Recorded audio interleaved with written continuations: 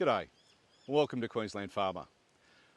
Well, you've probably seen this Landboss ATV in a number of the videos that we've done here on the farm. We've had it now for a couple of years. We've done 2,700 kilometres, and I thought it was time to just do a review of what we found this ATV was like over that period of time.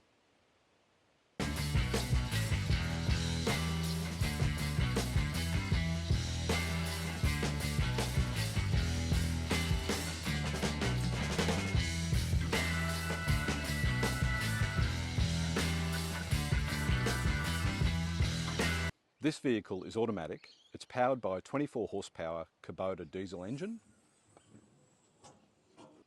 It can carry 500 kilos in the back in this tray, or you can tow up to 800 kilos behind in the way of a trailer. And you've probably seen that before in the last video that we did, was fixing the dam. The reason we wanted to purchase an ATV was because we wanted to have the least impact on the land that we were driving on while we travel around the farm, and we wanted the ability to carry things in the back as well as tow things behind. For example, the dry weight of this particular unit is 700 kilos. If you compare that with a four-wheel drive, the dry weight of most modern four-wheel drives are at least 2,000 kilos. So the plan is that when we drive around, we are causing the least amount of damage, which is in line with regen farming, where you want to do the least amount of damage to the land while you're managing it. Whilst our block does have some open, almost flat, improved pastures, there is also at least 50 acres of bush, some of which is quite undulating and would even be a challenge for some four-wheel drives. My top 7 likes with this ATV is that it's right-hand drive. And the reason we wanted a right-hand drive is when I spray herbicide, it's a lot easier to drive with your left hand using the power steering that's in this vehicle, while making sure that you can target those particular weeds.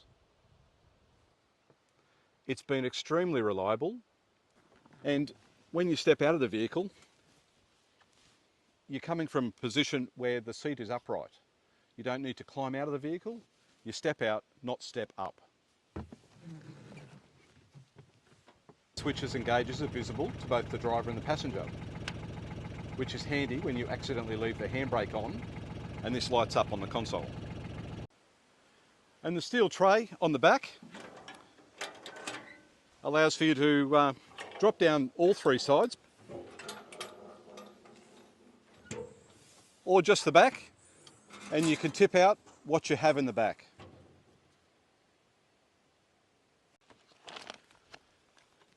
And when we're out collecting seeds, as you've probably seen from a few videos, it's nice that it's square box section at the back here, so that we can add a weed bag here, have that open, collect the weeds, and then put them straight in there. It just gives you another hand free when you're out doing that job. It even has a 2,000 kilo winch, which you can operate from either inside the cab or via this remote.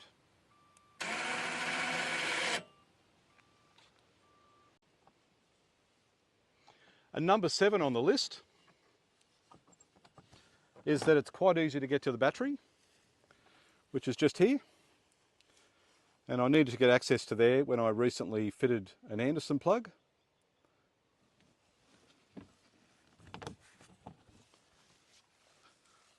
Which I ran underneath the seat, around to the back here. And this is what we power the pump from.